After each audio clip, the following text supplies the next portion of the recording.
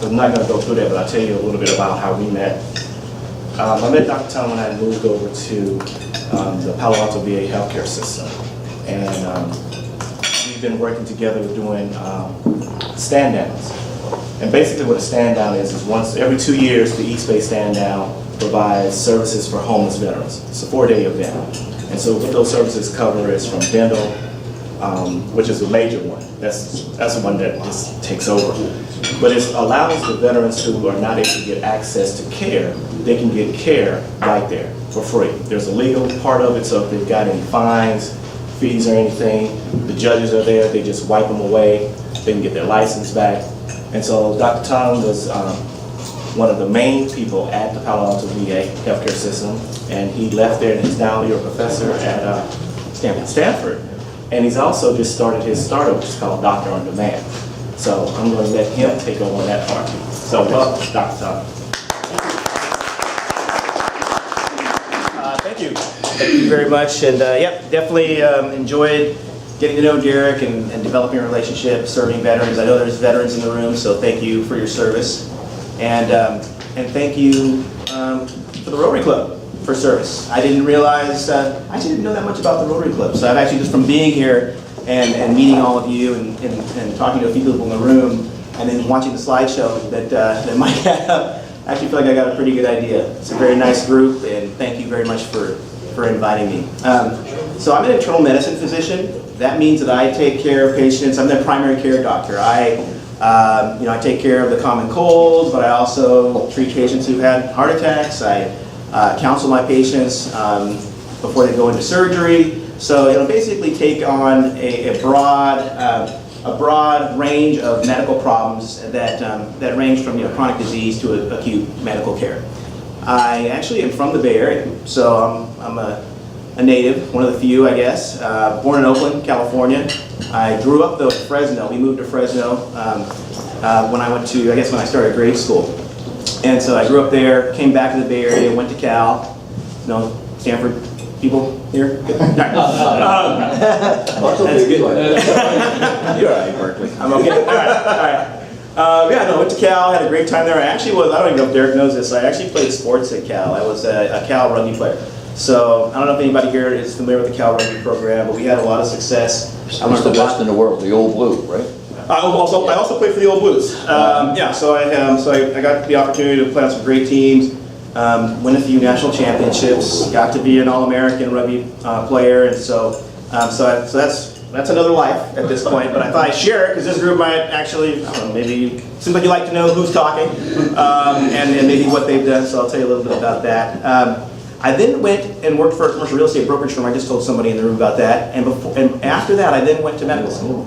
So I decided, working for the commercial real estate brokerage firm, that I love teaching. I thought a career in medicine would be a fantastic place to put my energy and my time. And so I went to medical school at the University of Chicago. So believe it or not, left California. It's pretty crazy to go to a cold place. Pretty cold.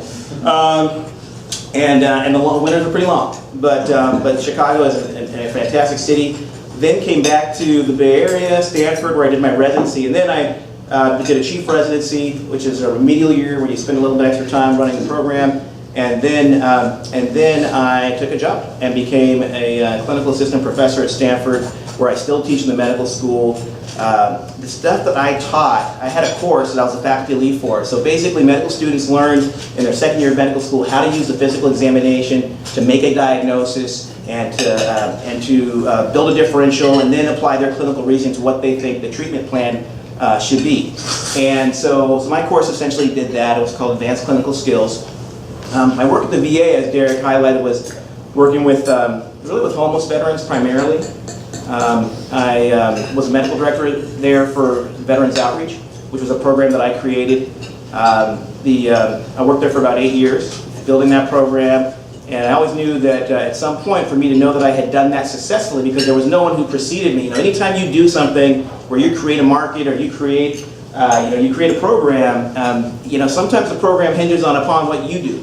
But if you do it correctly and build it correctly, you can walk away from it. And that program, because the work is meaningful and purposeful and important to the institution, and because you've proven that that's so, you can walk away and leave. And so it was it was difficult to leave, difficult departure, but I think a necessary part for the program's growth and then for my own growth as well. So that's, just real quick before I move on, I want to say that the experience that VA gave me though was tremendous because I got a background in telemedicine. So I wrote for a grant, we got a grant in rural outreach. And so that grant brought me to telemedicine and the advantage of leveraging technology to improve the access to care. As the medical director of Veterans Outreach, I saw many barriers to care for many individuals. And so what your job is in building my program was to figure out how to lower those barriers. Telemedicine was a great tool for that, and that's what I'll talk about. But I gave you that background so you can understand kind of how someone who has an education background, academic background, and then a VA background ends up working for a healthcare startup company. So, questions about anything I've said so far? You guys probably want to hear a little bit about Doctor on Demand. I'll just do this. I'm standing right here anyway. If I was going to be way back there, maybe I'd. I wanted to say a little bit about making the change to a healthcare startup company real quickly. I don't know if someone was sitting here was saying that they were thinking about changing their path and changing their career. So I had this opportunity to see this talk by Daniel Pink. I don't know if anybody's heard him speak before, but he wrote Why Left Brain People, A Whole New Mind, Why Left Brain People, or Right Brain People will Rule the World. Anyway, so he identified autonomy, mastery, and purpose as really three core components for happiness, drive, success in your career. And so I just want to say that just as a quick transition that this really resonated with me, and there's really three things that I continue to try to find when I make a decision or a career choice, or when I mentor medical students at Stanford. I'm essentially always looking for these three things, and I ask the students to think about, well, do you have the right amount of autonomy? So we have a digital health startup company. What does a startup mean? Well, honestly, to me, it means I have a lot more autonomy than I actually had in my past job. Even though I got to run my own program, it's true, but there was still a certain amount of structure that was there that I just needed to show up for. And I think the startup mentality is one in which you really get to bring your skill set, your energy. You may work outside of all these regular hours, but you may wake up in the middle of the night, like I did last night, and say, oh, I got to give this talk. No, I'm just kidding. You may wake up in the middle of the night and say, that's a great idea, and you got to go over and work on it. But then that means you're going to sleep in the morning because you didn't have to give the talk that I have to give this morning, so I did not sleep in. But you guys get the point, right? You get to build your schedule. Mastery is another thing that's really important. You want to pick something that you can put your time into over a long period of time, so longitudinally build your skill set and then excel. And then purpose, and that always is, I think, that's why I went into medicine. I wanted to obviously have purpose in what I did. So. Questions about that? You guys doing okay? So I'll tell you a little bit about Dr. On Demand. One, team, and I think it's important to show team because I learned this certainly at the VA, and I really think I'm seeing it in spades now. The people that you have on the team is really obviously it's always important, but it's just critical when you're trying to be successful, and especially when you're in a very competitive market. So just one anecdote about how this plays and how important team is for us. Is that we're right now going through a funding round. I don't know if you guys are familiar with startup companies and different rounds of funding. So we're going for a Series B round right now, and they look at the idea, and an idea could be great, and you can have a great concept, you can have a great product, but the team actually trumps the product. Most people would rather have an A team and a B product than an A product and a B team because you have to execute. And if you can't execute, it doesn't really matter. And there's lots of great ideas out there. I'm seeing them now because they're looking at our technology and wanting to partner with us.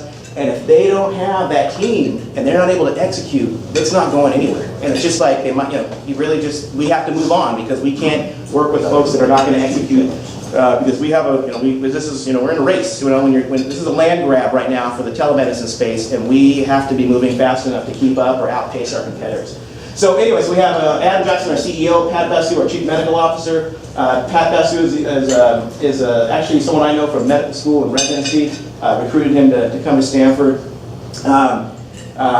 Our VP of Business Development, Mike Isle, Seth Lasser, the VP of Marketing, myself as Medical Director, and our Director of Clinical Operations. One who's not on here is Jay McGraw. Jay McGraw is Dr. Phil's son. okay, Dr. Phil McGraw, who of the Dr. Phil Show. And so Jay's one of our founders along with Adam Jackson. So what our company is really it's an integration of technology, healthcare delivery, and media. And that's how we launched our company, which is considered a direct-to-consumer company. So, who are we? So we think that we're the next generation telemedicine. So telemedicine has been around for many years. You guys may have heard of it, the telephone. What a lot of people say, hey, it all started with the telephone, true. But you know, it's really an emerging industry at this point because of the ability for many of you may have. I see smartphones on the table. Anybody who has a smartphone here, or who doesn't have a smartphone? Who does not have? Okay, no smartphone. Right. So a lot of people now are carrying around a mini computer. That computer and the processing speed in that computer essentially gives you the ability to link up with the rest of the world electronically and digitally.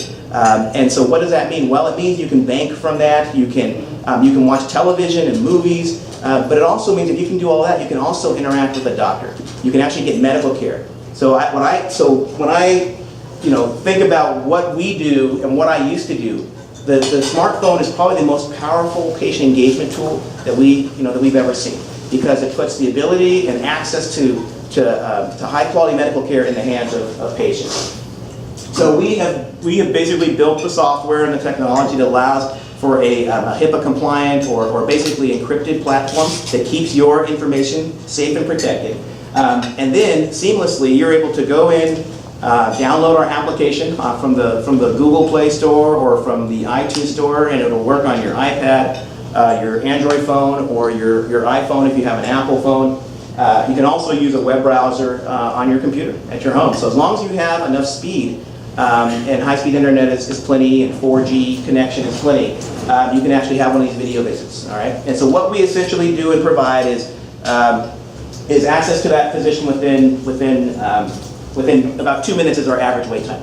So what is the problem that we're solving? If you have a startup company, you always want to be solving a problem. So the problem that we're actually solving, this slide is not about that, by the way. It's, but I wanted to, I guess, outline this is, the problem that our startup is solving is the average wait time for a clinic appointment with your physician is about 3 weeks. If you're lucky enough to have same-day visits, that's fantastic. It's still going to take you about 3 or 4 hours out of your day. Many of you may have experienced this at some point, that just to take a sick child to the doctor, or to just go see your doctor yourself. It's a pretty big investment of your time, and it's disruptive to your lives to do it. On the medical side, for a long time, I didn't think about this because it was just that's what medical care is. That's what you do. If you want to come see me, you want me to give you care, you need to come to where I am. You have to get in your car, get across town, fight traffic, find a parking place, come and see me. I might be a little bit late, but that's okay, right? Because you need to see me. I'm the one you need to see. You're never late, are you? Yeah. That never happens, right? Because I'm not very busy. So that's all fine and dandy, and that's just what we accept as healthcare in this country. But our company is saying that's not really acceptable. We think we can do much better than that. We think we can actually offer it to you at the time that you need it, right? We had a saying at the VA: right care, right place, right time. I love saying that at our workplace. I'm like, that's what the VA was talking about. This is actually, we're actually doing it. We're actually able to offer that. So lots of people make this up. This is a new company, so you all, just where this slide fits is just to say that this is a pretty new thing that's happening. This is not don't let anyone convince you that, oh yeah, people are doing this, they've been doing it forever. That's actually not the case. We've been talking about it forever. We have been saying, well, we've been talking about telemedicine, and we're going to roll out, now you can email your doctor. I mean, look, email was invented a very long time ago, but we're just now starting to use email to communicate with our providers. This is even more than that. This is actually real-time audio, real-time video, face-to-face with a provider who's going to talk to you, take your history, assess you right then and there, and then develop a treatment plan and treat you right then. So we've had some clients that have brought us on, so Comcast and others who have said yes, Brinks, who said, yes, we want to use your service for our employees. So how does this work? I'll go through these quickly. This looks a little funny, but you guys, these are basically screenshots of your phone. So what you would see when you come in and ask you what your symptoms are and who, how you're coming to us, what's your insurance information. Once you've done that, you can register an account. Then what are your symptoms? What medications are you taking? What allergies? All of this is actually fairly easy to move through. Usually takes just a few minutes for someone to work through. We have then a symptom checker, which which essentially allows you, if you've forgotten what your symptoms are, you don't know what to call them, you can go through that. You can then list your common medical problems and chronic conditions. You can identify a pharmacy through this as you're coming in. So imagine doing all of this at your device, with your feet kicked up. You're able to basically outline your own healthcare delivery here. You can scan your FSA or HSA card for your health insurance, or you can just use a credit card and scan that. It just goes ahead and takes a picture of your card, and then it tells you, are you ready to go? Are you ready to purchase? Yes. And then you're in, and you're going to see a doctor. I think I can. Let's see if we can do this. To play a video. Let's see. We'll see if it plays. I clicked it. I think it'll go here.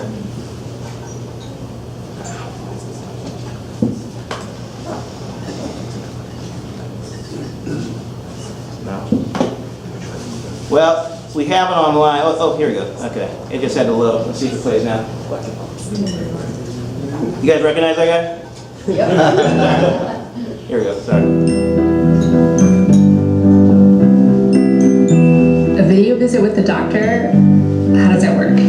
Hi, this is Dr. Tom with Doctor On Demand. Hi, Dr. Tom. I'm Leah. Hey, how are you doing today? Not so good, and I'm concerned that I might have a UTI. Are you finding that when you woke up this morning, your eye was glued shut? Oh yeah, it was pretty bad. Booking a video visit through Doctor On Demand is simple. Tell us your symptoms, medications, and allergies, and you'll be connected in minutes. Yeah, do you feel anything there? Yeah, there's a little bit of a pool here. A lot of patients use the app to take pictures, and that really helps me make a diagnosis. I think it's uploading just right about now. Yes, well that's very helpful. You can send The pictures faster through the we app. treat you, the sooner you're going to start to feel better. I've completed my exam, so you can actually sit down and then we'll complete the visit. Of the top 20 problems that patients go into the ER urgent care for, probably 18 out of that 20 can be treated through our model with Doctor On Demand. Video visits allow us to focus on looking and listening, the two main skills we always use to diagnose and treat. It's more of a conjunctivitis, which is an inflammation of the lining of the eye. So I want you to continue to do those exercises that we just had you walk through. I will put through the prescription right away at the conclusion of our call. Often I use Keflex for urinary tract infections. And you should be able to pick that up within 30 minutes. Amazing. Thank you. Convenient, caring, and complete. That's Doctor On Demand. Okay, Leah, bye-bye. Take care. Thank you. Thanks for calling Doctor On Demand. Have a good day. Very well. Thanks. Thank you, Mike. Questions? Yeah. Sure. Jim. How does this tie in if it's a more serious problem? Yeah, so actually, one thing that I found from doing this now, we launched January 1st of last year, so we've done close to 100,000 visits now. Patients do call with emergencies. They actually call for things that we can't assess. And so when that happens, the doctor actually tells you. What I found is patients have waited or are waiting inappropriately to go in and actually get care. And so once we tell them, actually, yeah, you should go to the emergency room, or yes, you should go ahead and see your primary care physician for this. You're going to need a hands-on assessment. We just tell them, they go in, and so what I found is that patients get the right, they get to the right level of care, hopefully faster, because we've given them that access. Rather than sitting at home wondering and waiting for it to get worse before they say, oh, maybe I should go in now. How do you interface with a primary care physician? In other words, most of us have our own Yes. private doctor. Yeah. Who's in most cases an internist. Okay. Yeah.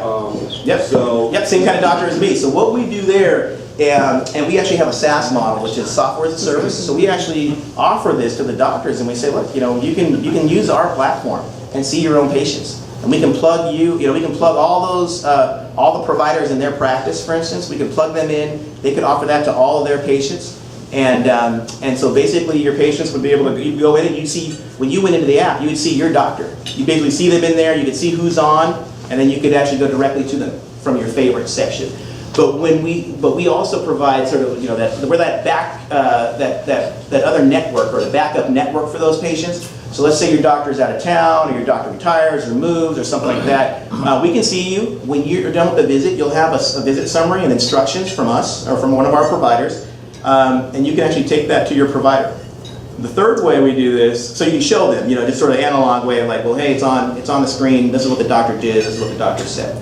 The third way is actually integrating into the system, and that's actually a pretty big deal. But that's, that's sort of the holy grail. That's what everybody should have, which is that all of our systems talk to each other, we share records, and we're able to, I'm able to know what the doctor who saw you 3 months ago did, and I can see that when I see you, and then they can see what I did. And so that's just an integration. It actually is possible to do. We're doing a few of them now with health systems. But it's sort of a, each market, each hospital has its own market, and they don't actually share information with each other right now. So How does right here first, right, then you're next. Okay, are there some specialties that don't apply as well as others? For example, I was thinking about orthopedics, which is more of a hands-on and maybe take x-rays and that. Yeah. So do you find less success there, or? Actually, yeah. So it's a great question. The question there was about whether, are there specialties that don't? But the answer is yes. There are things that, like, for instance, even like something as easy as an ear infection, we don't do that right now because you need to have an otoscope piece. But it turns out guess what? There's an app for that. There's a company that called Cellscope in the Bay Area. They're out of Berkeley actually, and they make that attachment of that software that allows you to actually put the otoscope into it's your phone attachment, and you put it into your ear and you can show the tympanic membrane. So that will be coming, and when we integrate with them, you'd be able to do that from home. You can do that with your kids and your grandkids. Ortho actually, so we get approached now. Right now our physicians are in emergency medicine, pediatrics, internal medicine, and family practice. But we actually get approached by orthopedic surgeons, vascular surgeons. All surgeons actually do a certain percentage of their work in the clinic, right, seeing patients. So they actually all say, I do a lot of primary care. Now I know they don't actually do primary care that I do, but what they're saying is, look, a lot of stuff I do is with patients in the clinic that doesn't involve surgery at all, and I'm just providing them advice and education. So a lot of them actually feel like they want to be on our model. So we're looking at subspecialty rollouts, but probably not this year. You were next. Yeah, then the other question is a lot of times you want to take the temperature, say, of a child or somebody else. How do you do that? Yes, so if a patient has a thermometer there, we can actually do it. But very soon, you all have probably seen these devices. They're called biomedical devices or peripheral devices. But again, between the cross-section of applications that are being built just for this is a very hot space. Like this is like around Silicon Valley and the healthcare industry. Telemedicine, you guys, is like, that's why I was saying, like, this is, you're being brought up to speed. Like our company is considered the sort of the leading edge of this technology and this kind of a service.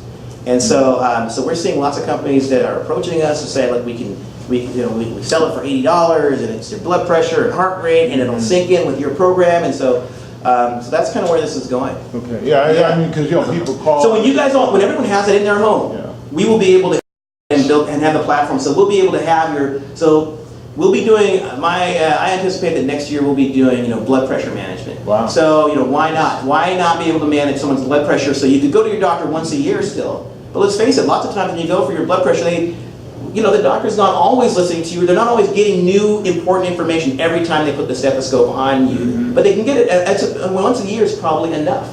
But so think about all we see in the press is how expensive. The curve is like this for healthcare expenditure. It's actually starting to flatten out a little bit now, which is good. But we know that we'll be able to reduce costs for managing a certain problem with this model. Yeah. So this is the first wave. What I just showed you was like the first wave. Can you do a video visit? Can you get a history? Can we prove that? So we're proving that, as I said, to the tune of over 100,000 visits here.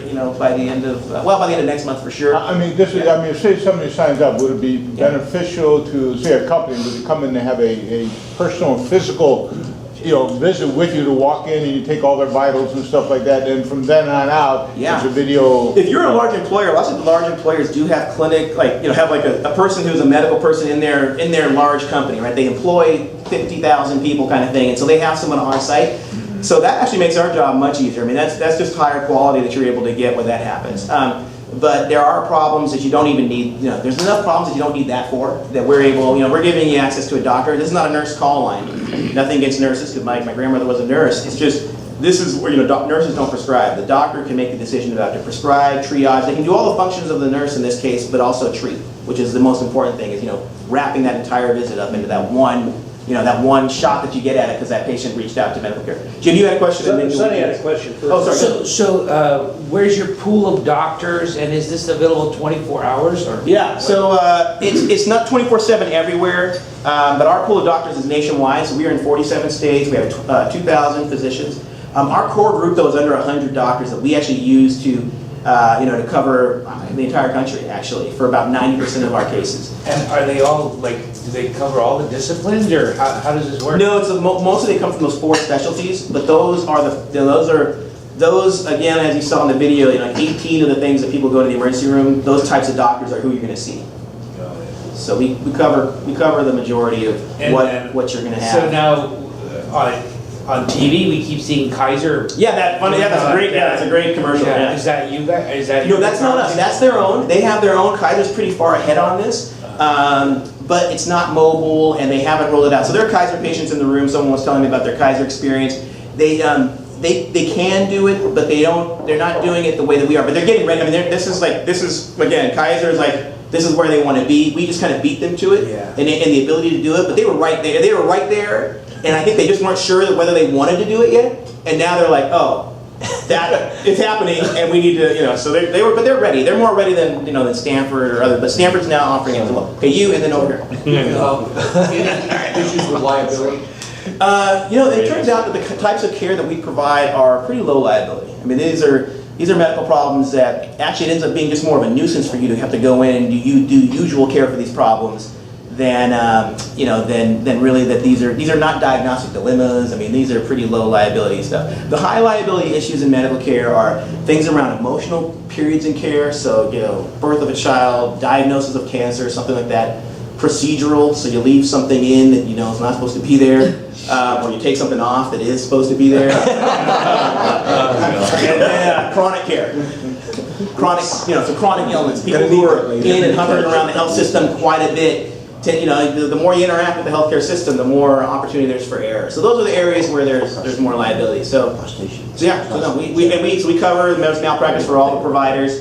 I didn't tell you guys how much it costs. $40 for a 15-minute visit. So this is not a concierge play. This is not a, hey, you got to pay to play with us. This is if you can get together, 6 to 7 cups of coffee, you can afford medical care in this country, which is, again, consistent with my value system. That's why I would leave what I was doing to then build this model. $40. $40. I mean, that's, you can't, if you can do health care cheaper than that for the quality doctor we have, I'd be amazed. You had a question, and then it was, sorry, you were first, and then you, So you were saying that your first wave has been focusing on the patient-to-physician experience and making sure that was the efficacy and how that went. Yeah, I didn't say it that way. You said it better than I did. That's correct. She looks better. So now, and when Sunny asked about whether your pool of physicians were nationwide, and are you then looking at how you're going to be working with clinics, private practices, or are you targeting bigger companies? Not necessarily the Kaisers who have their own program. Right. I mean, you might eventually be able to say, you might want to you have to prove it. You have to prove it all along the way. So first we were direct to consumer. So I don't know if everybody knows. I didn't know what that meant like 3 years ago, really. I mean, it means you build something that's good enough that you can just sell it on the sidewalk, right? You're just like, here it is. I got 1 minute.